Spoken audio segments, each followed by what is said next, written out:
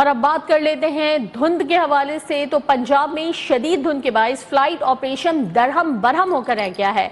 पंजाब के मुख्तलिफ हवाई अड्डों और से अंदरून और बैरून मुल्क आने और जाने वाली परवाजें मनसूख कर दी गई हैं। दुबई से लाहौर के लिए आने वाली परवाज की लाहौर के बजाय इस्लामाबाद में लैंडिंग करना पड़ी। कराची से लाहौर के लिए 5 परवाजें मनसूख की गईं, जबकि दुबई से सियालकोट पहुंचने वाली गैर मुल्की परवाज लैंड ही नहीं कर सकी और वापस दुबई चली गई।